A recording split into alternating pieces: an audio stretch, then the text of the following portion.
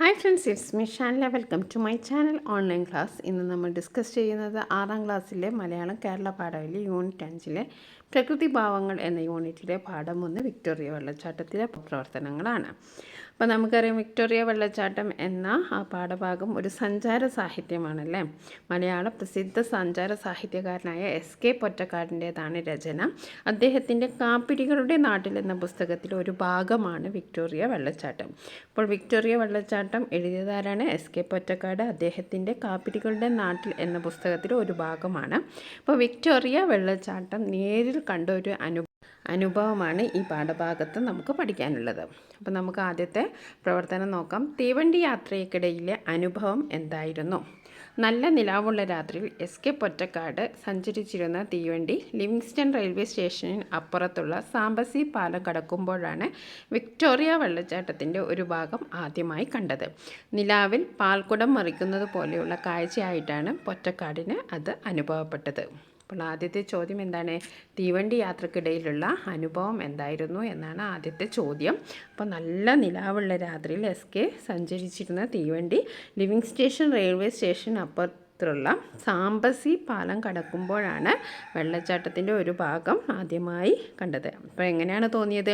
നിലാവിൽ പാൽക്കുടം മറിക്കുന്നത് പോലെയുള്ള കാഴ്ച. അപ്പോൾ കുറച്ച് നേരം കഴിഞ്ഞ് അത് മാഞ്ഞു പോവുകയും ചെയ്തു. അപ്പോൾ ആദ്യത്തെ അനുഭവം അങ്ങനെയായിരുന്നു. ഇനി രണ്ടാമത്തെ ചോദ്യം നോക്കാം. ജൂൺ ജൂലൈ മാസങ്ങളിലാണ് വിക്ടോറിയ വെള്ളച്ചാട്ടം സന്ദർശിക്കാൻ ഏറ്റവും നല്ല കാലം എന്ന് പറയാൻ കാരണം എന്താണ്? ജൂൺ ജൂലൈ മാസങ്ങളിലാണ് വിക്ടോറിയ വെള്ളച്ചാട്ടം കാണാൻ നല്ല ഭംഗി. മഴ കഴിഞ്ഞ് നദി നിറഞ്ഞ് ആകാശം തെളിഞ്ഞു നിൽക്കുന്ന കാലം. ഏപ്രിൽ മെയ് മാസങ്ങളിൽ വർഷകാലത്താണ് വെള്ളച്ചാട്ടം വലുപ്പം കൊണ്ടും ശക്തി കൊണ്ടും ഊർജ്ജസ്വലത കൊണ്ടും അതിൻ്റെ ഉയർന്ന നിലയിൽ എത്തുന്നത്. അപ്പോൾ വിക്ടോറിയ വെള്ളച്ചാട്ടം സന്ദർശിക്കാൻ പറ്റിയ സമയം ഏതാണ്? ജൂൺ ജൂലൈ മാസങ്ങളാണ്. എന്തുകൊണ്ടാണ്? ഓരോ വെള്ളച്ചാട്ടത്തിനും സ്വന്തമായ ഒരു പുതുമയുണ്ട്. ആ പുതുമ ഉള്ളത് ഏത് മാസത്തിലാണ്? വെള്ളച്ചാട്ടം വലുപ്പം കൊണ്ടും ശക്തി കൊണ്ടും ഊർജ്ജസ്വലത കൊണ്ടും അതിൻ്റെ ഉയർന്ന നിലയിലെത്തുന്നത് ഏത് സമയമാണ്? ജൂൺ ജൂലൈ മാസങ്ങളിലാണ്. ഓക്കെ, ഇനി അടുത്ത ചോദ്യം നോക്കാം. ഡേവിഡ് ലിവിങ്സ്റ്റണിൻ്റെ പ്രതിമയെ വർണ്ണിച്ചത് എങ്ങനെ? ഡേവിഡ് ലിവിങ്സ്റ്റണിൻ്റെ പ്രതിമയെ വർണ്ണിച്ചത് എങ്ങനെ? ലിവിങ്സ്റ്റൺ തലയിൽ മഞ്ഞുതൊപ്പിയും കയ്യിൽ ഊന്നിപ്പിടിച്ച മുളവടിയുമായി വെള്ളച്ചാട്ടത്തെ അത്ഭുതത്തോടെ നോക്കി നിൽക്കുന്ന രീതിയിലാണ് പ്രതിമ സ്ഥാപിച്ചിരിക്കുന്നത്. അപ്പോൾ എങ്ങനെയാണ്? ലിവിങ്സ്റ്റണിൻ്റെ തലയിൽ മഞ്ഞുതൊപ്പിയും കയ്യിൽ ഊന്നിപ്പിടിച്ച മുളവടിയുമായി വെള്ളച്ചാട്ടത്തെ അത്ഭുതത്തോടെ നോക്കി നിൽക്കുന്ന ഒരു രീതിയിലാണ് ഈ പ്രതിമയെ വർണ്ണിച്ചിരിക്കുന്നത്. അപ്പോൾ വെള്ളച്ചാട്ടത്തെ അത്ഭുതത്തോടെ നോക്കി നിൽക്കുന്ന മട്ടിലാണ് പ്രതിമ ഉണ്ടാക്കിയിരിക്കുന്നത്. നദി ഉയർന്ന കുന്നിൽ നിന്നോ പാറക്കെട്ടിൽ നിന്നോ പെട്ടെന്ന് കീഴ്പോട്ട് ചാടുകയല്ല ചെയ്യുന്നത്. സമതലത്തിലൂടെ പ്രവഹിച്ചു കൊണ്ടിരിക്കെ ഗംഭീരമായൊരു പാറപ്പിളർപ്പിലേക്കാണ് വഴുതി വീഴുകയാണ് ഉണ്ടായത്. ഇതുപോലെ സഞ്ചാരി വിവരിക്കുന്ന മറ്റു കാഴ്ചകൾ കണ്ടെത്തി എഴുതും. ഇപ്പോൾ ഒരു കാഴ്ചയെ വിവരിച്ചതാണ്. ഇനി അതേപോലെ വേറെ ഏതെങ്കിലും കാഴ്ചകൾ എഴുതാനാണ് നമ്മളോട് പറഞ്ഞിരിക്കുന്നത്. 353 അടി ഉയരത്തിൽ നിന്ന് എത്രയോ ആയിരം കുതിരശക്തിയോടെ താഴത്തെ പാതാള പിളർപ്പിലേക്ക് പതിക്കുന്ന ജലത്തിൻ്റെ സമ്മർദ്ദത്തിൽ നിന്ന് തള്ളി ഉയരുന്ന ശീലശീകരങ്ങൾ ഈ കാടുകളിൽ ചിതറി വീണുകൊണ്ടേയിരിക്കുന്നു. ഒരു നിമിഷ നേരം പോലും തടവില്ലാതെ ലക്ഷോപലക്ഷം കൊല്ലങ്ങളായി തുടർന്നു പോരുന്ന മഴ. ഈ നിരന്തരമായ തിരുവാതിര ഞാറ്റുവേലയിലെ ജലധാരയിൽ മരങ്ങളും വള്ളികളും സദാ തഴച്ചും പച്ചപ്പും പുഷ്പിച്ചും കാണപ്പെടുന്നു. നമ്മുടെ കേരളത്തിലെ കുരുമുളക് വള്ളി ഇവിടെ നട്ടുപിടിച്ചാൽ നല്ലപോലെ വളരുമെന്ന് തോന്നുന്നു. കുടയോ മഴക്കോട്ടോ കൂടാതെ ഈ കാട്ടിലൂടെ ആരും സഞ്ചരിക്കാറില്ല. മധ്യഭാഗത്തെ ഈ വെള്ളച്ചാട്ടം പല ഉയർച്ചകളിൽ നിന്നും കണ്ട് ആനന്ദിക്കുന്നതിന് ഒറ്റയടി പാതകൾ നിർമ്മിച്ചു വെച്ചിട്ടുണ്ട്. ഇവിടെ തന്നെയാണ് ആപൽക്കരമായ മുനമ്പ്. 400 അടി ആഴമുള്ള പിളർപ്പിലേക്ക് തള്ളി നിൽക്കുന്ന കൂർത്ത പാറക്കെട്ട്. ഈ പാറയിൽ ഒരു സ്ത്രീയുടെ കാലടി പതിഞ്ഞതുപോലെ ഒരു പാടും കാണാം. അവ്യയുടെ കാൽപ്പാട് എന്നാണ് ഇതിനെ വിളിച്ചുവിടുന്നത്. ഓക്കെ, അപ്പോൾ നമുക്ക് സഞ്ചാരി വിവരിക്കുന്ന ഒരു കാഴ്ചയാണ് നമ്മൾ കണ്ടെത്തി പറഞ്ഞത്. ഇനി രണ്ടാമത്തെ പ്രവർത്തനം നോക്കാം. പ്രവർത്തനം 2, വർണ്ണനയുടെ ഭംഗി.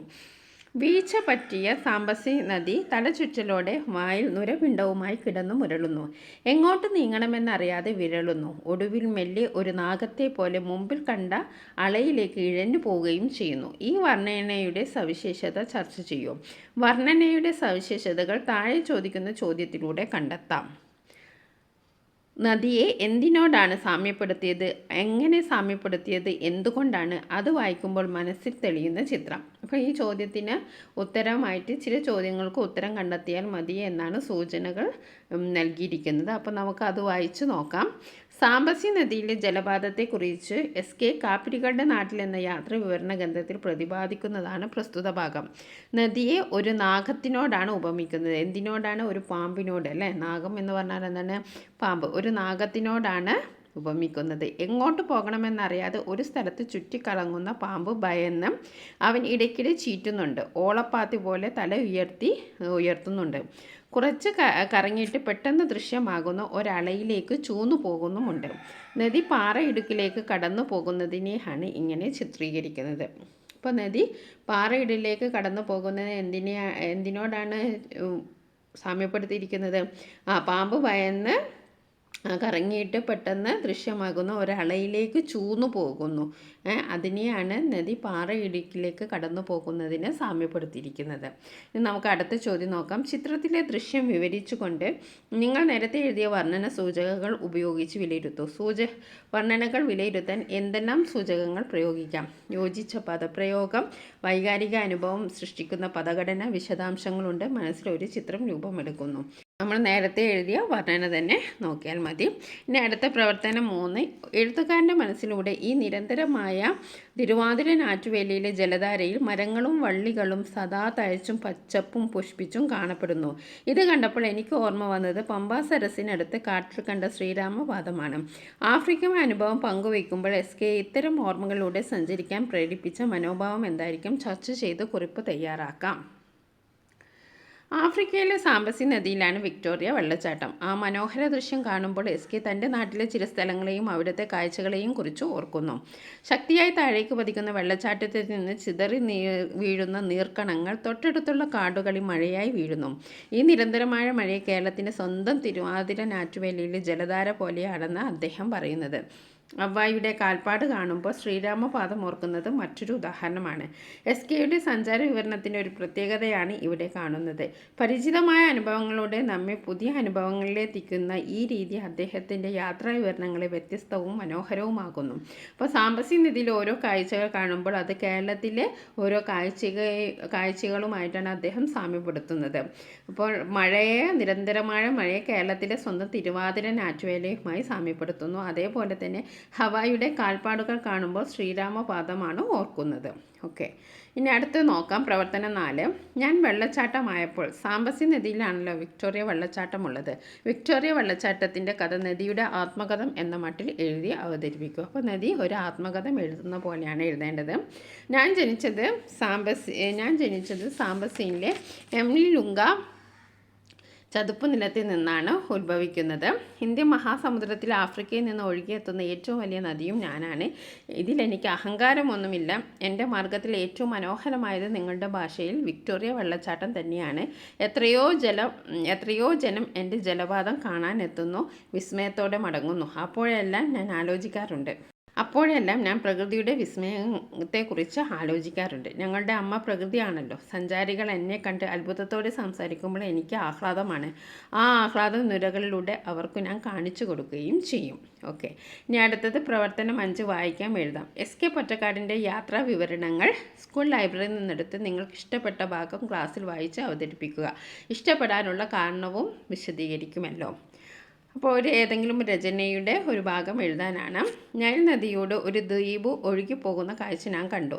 മരങ്ങളും ചെടികളും നിറഞ്ഞ സാമാന്യം വലിയൊരു തുരുത്ത് അങ്ങനെ താഴോട്ട് സഞ്ചരിക്കുന്നു. അതിൽ കുറേ നീർപക്ഷികളും സവാരി ചെയ്യുന്നുണ്ട്. നൈൽ നദി ഇങ്ങനെ പൊങ്ങിക്കിടക്കുന്ന തുരുത്തുക്കൾ നിറഞ്ഞതാണ്. നൈൽക്കരയുടെ അധിക ഭാഗവും ഇങ്ങനെ പൊങ്ങിക്കിടക്കുന്ന തുരുത്തുക്കൾ തുടർച്ചയായി തങ്ങിക്കിടക്കുന്ന ലഘുനിലങ്ങളാണത്രേ. നൈൽ നദി മാത്രമല്ല, ആഫ്രിക്കയിലെ പല തടാകങ്ങളിലും ഇങ്ങനെ സസ്യനിർമ്മിതമായ ചങ്ങാടങ്ങൾ പൊങ്ങിക്കിടക്കുന്നുണ്ട്. നീർച്ചെടികളും പുല്ലും മണ്ണും ഒട്ടിച്ചേർന്ന് ക്രമേണ വലുതായി വരുന്ന ജലനിലങ്ങൾ. അവയിൽ വൃക്ഷങ്ങളും വളർന്നു തുടങ്ങുന്നു. വെള്ളത്തിൻ്റെ അടിയൊഴുക്കിൻ്റെ കുത്തിത്തിരിപ്പും കാറ്റിൻ്റെ ശക്തിയും മൂലം ചിലപ്പോൾ ഈ കൃത്രിമ നിലങ്ങൾ കരയിൽ നിന്ന് ബന്ധം വേർപെട്ട് തടാകത്തിലൂടെ അലഞ്ഞു തിരിഞ്ഞുകൊണ്ടിരിക്കും. ഓക്കെ, നദീപ്രവാഹങ്ങൾ കാണാനും ആസ്വദിക്കാനും ഏതൊരാൾക്കും ഇഷ്ടപ്പെടുന്നതാണ്. അത് നമ്മെ ഉല്ലാസഭരിതരാക്കും. അത്തരമൊരു അനുഭവമാണ് നൈൽ നദിയുടെ പ്രവാഹത്തെക്കുറിച്ച് വായനയിലൂടെ ലഭിച്ചത്.